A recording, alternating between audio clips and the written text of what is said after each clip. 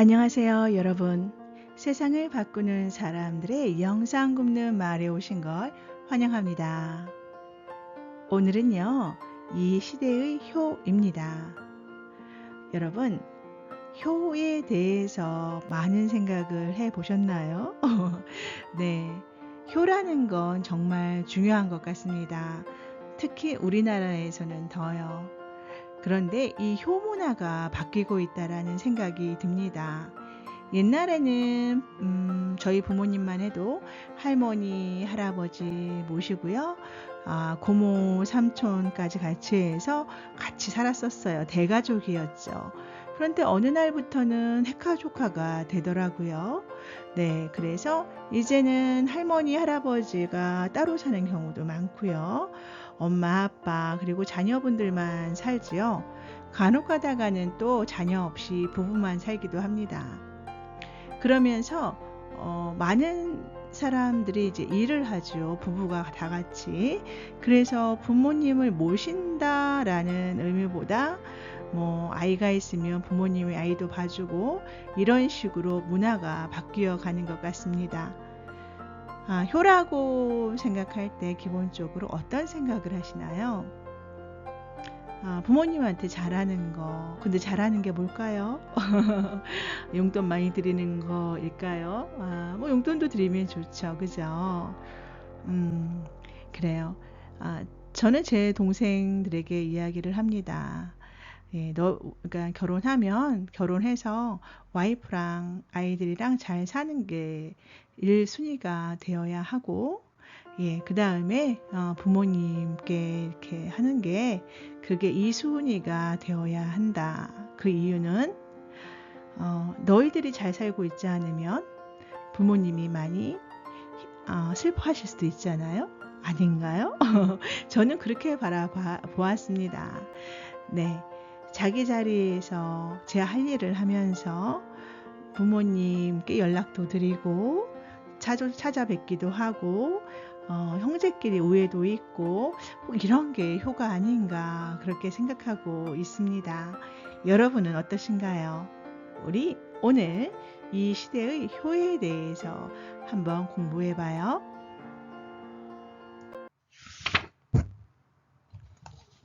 우리가 살면서 지금까지 배웠던 효는 부모님 봉양 잘하고 말씀 잘 듣고 용돈 많이 드리고 또 어깨 주물러 드리면서 말동무 해드리고 마음 편안하게 해드리는 것입니다. 라고 많이들 이야기했습니다. 이제 효에 대한 근본을 다시 잡아보겠습니다. 효는 과거의 효가 있고 오늘날의 효가 있는데 우선 과거의 효를 살펴보면 과거에는 효행상이 있었습니다. 그럼 효행상은 어떤 사람에게 주었느냐? 몇십 년 동안 부모님을 잘 봉양해야 효행상을 주었습니다. 부모님이 몸이 아파서 똥 오줌을 못 가려도 도망가지 않고 그 수발을 다 드니까 나라님이 효비도 세워주었습니다. 이것이 과거의 효행입니다. 과거에는 집에서 크게 벗어나지 않고 집 테두리 안에 살았습니다. 그런데 과거에 급제를 하면 나라일을 한다고 한양으로 갑니다. 그러면 굉장히 높은 사람이 됩니다. 높은 사람이 되면 궁에 가서 나라 일을 하느라고 집에 자주 못 오고 부모님 어깨도 매일 못 주물러 드립니다. 그렇게 되면 이 사람은 효자가 아닌 것이 됩니다. 효행상을 받고 효비를 받으려면 집안에 대대로 할머니가 어려워지고 또 시어머니가 어려워져서 계속 뒷바라지를 해야만 효비가 내려왔습니다. 2, 3년 뒷바라지 했다고 효비를 내려주는 것이 아닙니다.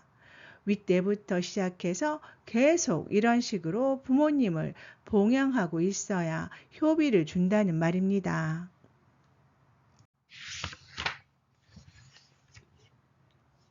그런데 오늘날 지식사회에서는 이 자체를 분석해 보아야 합니다. 며느리가 할머니도 봉양하고 시어머니도 봉양했다면 둘 다 아픈 것입니다. 집안에 아픈 사람만 자꾸 나오니까 며느리는 계속 그 뒷바라지를 하느라 자기 인생은 하나도 못 살게 됩니다. 이러면 듀엣으로 놀고 있는 것이 됩니다. 며느리는 결국 자기 인생을 제대로 살지도 못하고 부모님 똥 오줌 받아내기 위해서 태어난 것밖에 안 됩니다. 아직까지 이것을 효도라고 이야기한다는 말입니다. 그런데 이것은 효도가 아닙니다. 여기에서 우리가 밝혀야 될 것이 있습니다. 왜 부모님이 아픈가? 부모님이 이렇게 아픈 것은 자식이 할 일을 못해서 아프다는 사실입니다. 다시 말해 자식을 깨우치게 하려고 지금 부모님이 아픈 것입니다. 자식을 잘못 키워서 자식이 자기 할 일을 바르게 못하니 부모님이 벌을 받고 있는 것입니다. 그렇기 때문에 부모님을 주무르고 있을 것이 아니라 우리 부모님이 왜 이렇게 계속 아프신지 고민하고 그 원인이 어디에 있는지 찾아야 합니다. 만일에 부모님이 아픈 이유를 한 3000년 전에 찾았더라면 3000년 전과 후의 사람들 삶이 달라졌을 것입니다. 그런데 3000년이 지난 오늘날도 이것이 효인 줄 알고 자꾸 그렇게 하다 보니까 3000년이 지난 오늘날도 이것을 깨우치지 못해 부모님은 계속 병들고 자식은 계속 약을 사서 나르고 있는 것입니다. 인류에서 최고의 지식 시대를 살아가는 오늘날의 우리는 이제 이런 것을 깨우쳐야 합니다. 그래서 우리 후손들이 두 번 다시 이런 잘못을 저지르게 해서는 안 됩니다. 부모님이 계속 이렇게 아프도록 만들어서도 안 되고 또 내가 아파서 자식이 고생하도록 만들어서도 안 됩니다. 오늘날 인류 최고의 지식을 갖춘 이 시대에는 이런 것을 깨우쳐 주어야 되는 지식인들이 나와야 합니다. 이것이 선 지식인입니다. 그러니까 효의 근본은 부모님을 기쁘게 해드리는 것입니다. 다시 말해 부모님을 슬프게 하면 불효가 되고 부모님을 기쁘게 하면 효가 됩니다. 그러면 부모님이 어떻게 하면 기쁠 것이냐? 부모님이 기쁜 원리는 내 자식이 바르게 살아주는 것입니다.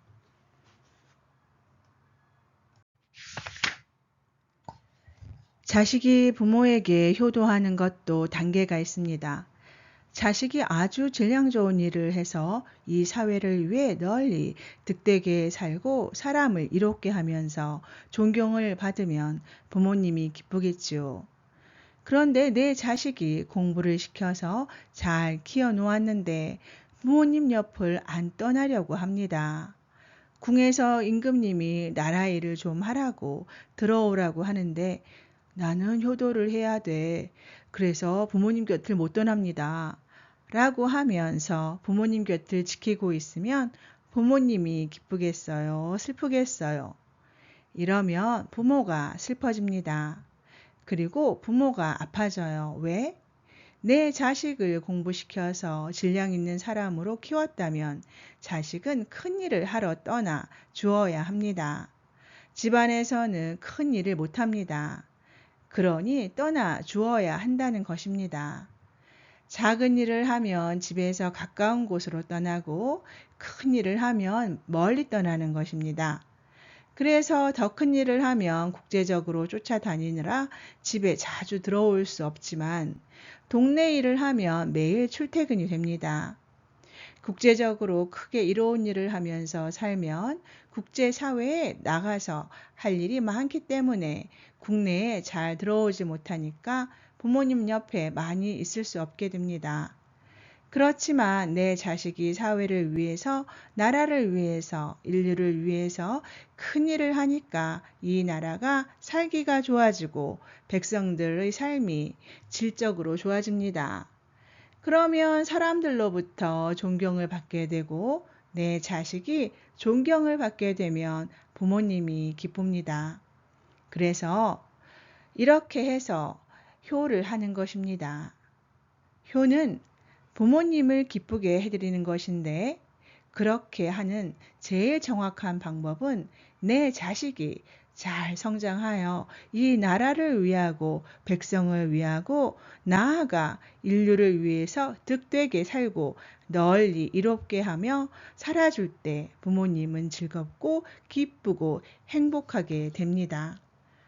부모님을 행복하게 해드리면 효자거든요. 효자는 되고 싶다고 해서 되는 것도 아니고 대자연이 스스로 나를 효자로 만듭니다. 그래서 부모님은 아프지 않습니다. 아주 기쁘고 좋은데 어떻게 아프겠습니까? 그리고 이렇게 되면 내 부모님을 모시지 않아도 나를 존경하는 사람들이 부모님을 모시고 받듭니다. 내가 바른 일을 잘하니 백성들이 내 부모님을 받들고 존경하는 것입니다. 그리고 백성이 내 부모님을 아프게 가만히 놓아두지 않습니다. 이제는 내가 아니라 나를 존경하는 사람이 가서 대신 주물러 드립니다. 나는 혼자 가서 주물러 드리지만 나를 존경하는 사람이 수만 명이 되면 하루에 10명씩도 찾아가서 주물러 드릴 수 있습니다. 하지만 주물러 드릴 일이 없습니다. 부모님이 아파야 주물러 드리지요. 이것이 효가 되는 것입니다. 크게 지적인 일을 하는 사람들이 부모님을 위하는 것은 부모로부터 멀리 떠나서 큰 일을 하는 사람이 되는 것입니다. 그렇게 했을 때 부모님이 아프지 않고 결국 이것이 진정 효를 행하는 것입니다. 부모님은 나를 낳아주고 뒷바라지해서 성장시켜주면 이것으로 감사한 것이지 부모님에게 집착을 해서는 절대 효를 못합니다. 내가 사회를 위하고 백성을 위해서 일을 해야 부모님에게 효가 됩니다. 그리고 더 나아가 나라를 위하고 인류를 위해서 일을 하면 더 큰 효를 일으키는 것입니다. 효는 이런 것이지 부모님한테 집착해서 내 손으로 약을 사서 나르고 주물러 드리는 것은 효가 아니라 오히려 불효가 된다는 말입니다. 왜? 내가 그렇게 하면 부모님은 시간이 가면 갈수록 더 아파지기 때문입니다. 부모님은 나를 잘 키워주셨으니 나는 이제 사회에 뜻있고 보람 있는 일을 해서 인류의 꽃을 피워낼 때 이것이 부모님께 효를 행하는 것입니다. 지금 당장만 생각하면 부모님 곁을 떠나고 싶지 않지요. 그러나 내 부모밖에 모르는 사람이 어떻게 나라를 위해 살겠습니까? 마찬가지로 내 자식만 위하는 사람은 자식을 위해서밖에 살지 못하지만 이 사회를 위해서 사는 사람은 스스로 내 자식을 위해서 살고 있는 것입니다. 내 자식이 바르게 살고 삶의 질을 좋게 해주려면 살기 좋은 사회를 만들어내야만 내 자식 또한 살아가기 좋은 세상이 열리는 것입니다. 그리고 자식에게 돈 준다고 다 되는 것이 아닙니다. 자식을 위한다고 돈을 주면 내 자식을 죽이는 것입니다. 내 자식이 살아나갈 사회의 환경에 힘쓰면 스스로 잘 살 길을 만들어 주었기 때문에 그것이 자식을 위하는 길이 됩니다. 그런데 우리는 지금까지 내 자식을 위해서 어떻게 해준다고 하고 또 내 부모님을 내가 책임진다고 하면서 반대로 해왔다는 것입니다. 그러나 내가 책임질 수가 없습니다. 사회를 널리 이롭게 하고 사람을 이롭게 하는 이러한 지적인 일을 할수록 진짜 내 가족을 위하는 것이 된다는 사실입니다.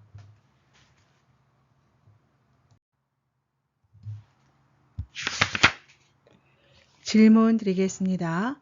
그러면 한 부모의 자식들은 여러 명인데 자식들 중에서 한 사람은 지적인 일을 하고 다른 자식은 부모님 옆에서 질 낮은 일만 하고 있는 경우 그 부모는 어떻게 됩니까? 기쁜 것도 아니고 어려워질 수도 있는 것입니까?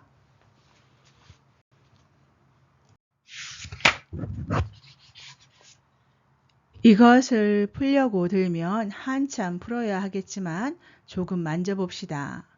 예를 들어서 내가 자식을 5명을 낳았는데 첫째는 박사가 되어서 나라 일도 해야 하고 사회 일도 해야 하니 바빠서 집에 자주 못 들어옵니다. 그리고 둘째는 사업을 한답시고 막 쫓아다니면서 돈을 법니다. 이렇게 첫째는 나라 일을 하고 둘째는 돈을 잘 벌고 셋째는 사람들과 어울려 술을 잘 먹고 또 막내는 부모님 곁에서 농사를 지으면서 부모님을 자꾸 주물러 드리고 있어요. 그러면 이 부모님은 어떠한가? 얻을 것을 다 얻은 것 같지만 다 얻은 것이 아닙니다. 지금 부모님을 주물러 드리고 있다는 것은 부모님이 몸이 안 좋아져서 아프다는 것이고 무언가 잘못되어 가고 있다는 신호입니다. 그럼 빨리 답을 찾아야 합니다. 우리가 사회를 이끌어 나가든 혹은 집안이 일어나는 과정에는 자기 포지션들이 다 있습니다. 어떤 사람은 뜻있고 보람있는 일을 하기 위해서 배움을 많이 갖추게 되고 어떤 사람은 경제를 이루고 어떤 사람은 주위에 많은 사람을 두고 이렇게 여러 가지 실력을 갖추면서 일을 합니다. 그리고 뒤에서 뒷바라지 하는 사람이 있는데 부모가 됐든 동생들이 됐든 이들이 뒷바라지를 하는 동안에 지식을 갖출 사람은 지식을 갖추고 있는 것입니다. 그럼 뒷바라지를 언제까지 하느냐? 그 뒷바라지를 받으면서 지식을 갖출 사람은 지식을 다 갖추고 기술을 갖출 사람은 기술을 다 갖추고 또 돈 벌 사람은 돈을 잘 벌면 이제 뒷바라지가 끝납니다.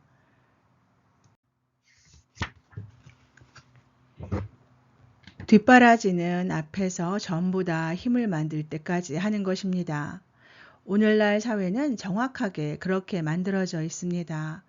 지식인이 지식을 갖추고 경제인이 경제를 갖출 동안에 노동자들이 열심히 일을 해서 경제를 창출해야만 이들이 이것을 할 수가 있는 것입니다.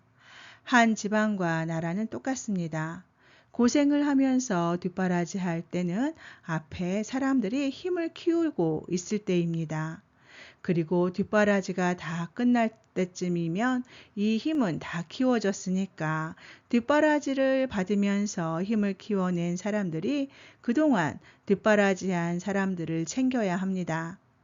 그래야 뒷바라지한 사람들이 지금까지 고생한 것을 끝내고 보람 있는 일을 할 수 있는 삶이 열립니다. 고생 끝에 낙이 온다고 하는데 고생 끝에 오는 즐거움이란 돈을 쓰고 다닌다고 즐거운 것이 아니라 뜻 있는 일을 했을 때 즐거움이 오는 것입니다. 이때까지 고생한 것은 뜻 있는 일을 한 것이 아닙니다. 지금까지 열심히 일하면서 고생을 했다면 이제부터는 나도 뜻 있는 일을 하는 것입니다. 이것이 보람 있는 일을 하는 것이고 이럴 때 비로소 즐거운 것입니다. 즐거움은 일 속에서 오는 것입니다. 그런데 일에는 고생하는 일이 있고 보람 있는 일이 있습니다. 내가 보람 있는 일을 할 때 상대에게 좋은 일이 생기니 내가 즐거운 것입니다. 그래서 즐거울 낙인 것입니다. 우리는 지금까지 낙이라고 하니까 그냥 어디 가서 술 먹고 논다든지 여행을 하면서 낙이라고 생각을 했는데 이제는 이러한 생각을 바꾸어야 합니다. 우리는 사람을 이롭게 하는 일을 할 때 즐거움을 느낄 수 있습니다. 이것이 즐거운 낙입니다. 그래서 이런 즐거운 일이 생길 수 있도록 지식을 갖춘 사람, 경제를 갖춘 사람, 기술을 갖춘 사람들이 그동안 뒷바라지를 하느라 고생한 사람들을 이제 끌어주어야 하는 것입니다.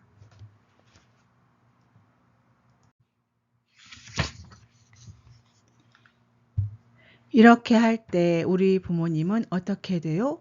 뒷바라지만 하던 내 자식이 즐겁고 보람되게 살고 또 뒷바라지를 받으면서 갖추던 자식들이 이러한 길을 열어서 설계를 하고 세상 사람들을 위해서 사니까 우리 부모님들은 아주 행복합니다. 자식들이 다 자기 할 일을 하니까 행복한 것입니다. 이때 효라고 하는 것입니다. 부모님께 이 행복을 안겨드리고 세상을 떠나게 할 때 진정 효를 다했다고 하는 것입니다. 그런데 지금 부모님이 아파서 자식이 맨날 주무르고 있으면 부모님은 이것 때문에 걱정을 합니다. 부모님을 걱정시켜서는 효가 일어나지 않는다는 말입니다. 내 자식이 나라일을 하고 있다 하더라도 나라일을 잘못하니까 또 사업을 한다 해도 사업을 잘못하니까 이런 일이 있는 것입니다. 지식을 갖춘 자가 지식을 바르게 써서 이 사회를 위해 일해야 하는데 그런 일을 못하고 있는 것입니다. 그러면 부모님은 너희들을 위해서 고생하며 뒷바라지 하던 자식이 그 다음 일을 할 수가 없으니까 걱정되는 것입니다. 뒷바라지 하면서 일은 실컷 했는데 마무리가 안 되어 바르게 돌아가지 않으니 걱정이 되는 것입니다. 자식이 걱정되면 부모님은 아파집니다. 10손가락 깨물어 안 아픈 손가락이 없다는 소리가 바로 그 소리입니다. 어느 자식만 잘 되고 어느 자식은 잘못되어 소외되면 부모님은 늘 걱정입니다. 이러면 지금 집안이 잘못되고 있는 것입니다. 나라도 마찬가지입니다. 이 나라의 대통령이 나왔어도 백성이 울고 있으면 잘못된 것입니다. 아무리 경제를 많이 이룬 기업의 총수들이 나오고 이 나라에 부자들이 많아도 백성이 울고 있으면 잘못된 것이라는 말입니다. 한 집안에서도 내 자식들이 대통령을 하든 장관을 하든 기업 총수가 되었든 박사가 되었든 간에 뒤에서 뒷바라지 하던 자식이 울고 있으면 부모님은 이 자식 하나 때문에 걱정을 합니다. 이러면 효가 안 일어납니다. 그래서 갖추는 것이 중요한 것이 아니라 갖춘 연후에 무엇을 하느냐가 더 중요한 것입니다. 지금 갖추고 있다는 것은 어딘가에서 누군가의 피와 땀을 소모하고 희생 속에서 갖추고 이루는 것입니다. 그렇게 다 갖추었다면 뒷바라지하며 희생한 자들을 품어야 합니다. 그 사람들이 즐겁게 살아갈 수 있도록 해주어야만 이 집안이, 이 사회가 바르게 돌아가는 것입니다.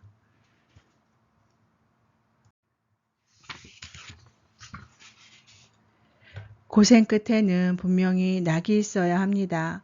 그렇게 하려면 즐거운 일을 할 수 있는 길을 열어주어야 합니다. 이것까지가 한 프로젝트입니다. 추가 질문 올리겠습니다. 부모님이 어려워졌다는 것은 부모님 옆에 있는 자식 혼자만의 책임이 아니라 다른 자식들 공동의 책임이라는 말씀이지요. 지금 부모님 옆에 있는 자식은 고생을 다해서 뒷바라지를 했으니 책임이 없습니다. 뒷바라지를 한다는 것은 지금 우리끼리 질 좋은 것을 만들 수 없으니까 갖출 사람은 갖추고 이룰 사람은 이루어야지만 질 좋은 일을 할 수 있으니 그것을 위해서 희생을 한 것입니다. 그래서 갖춘 자들이 질 좋게 되어 자기 할 일을 다 했을 때 질 좋은 일을 생산하게 되고 그렇게 되면 뒷바라지한 사람들도 보람 있는 일을 하게 되어 어려움을 안 겪는 것입니다. 그럴 때 우리 부모님은 절대 어려움을 겪지 않습니다. 마지막 한 자식까지 다 즐거울 때 부모님은 여한이 없고 행복한 것입니다.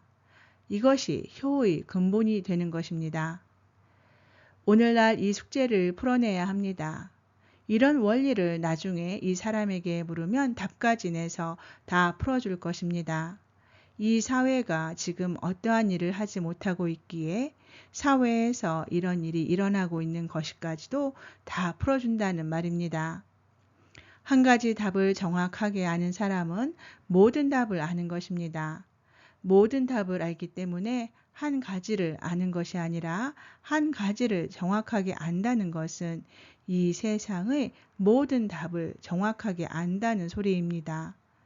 원리는 두 가지에서 나오는 것이 아니기 때문입니다.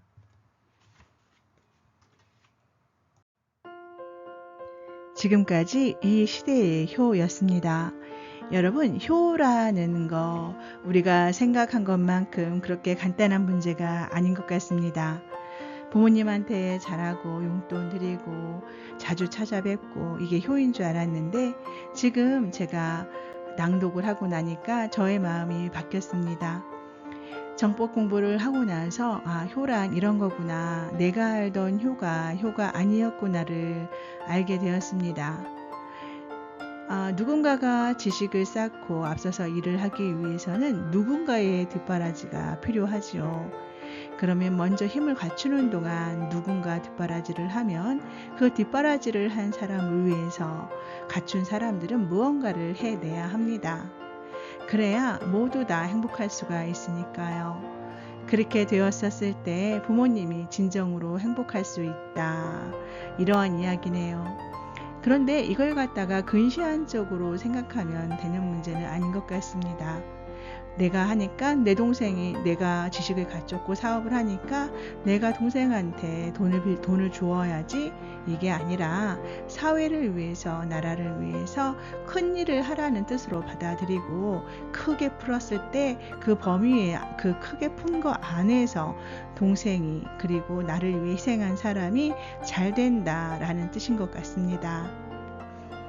아무리 내가 갖추고 사업을 해서 돈을 벌어서 내 동생한테만 우리 가족한테만 잘해준다고 해도 어느 날 그 가족 구성원이 밖에 나가서 사고를 당한다 하면 그거는 정말 슬픈 일 아니겠습니까?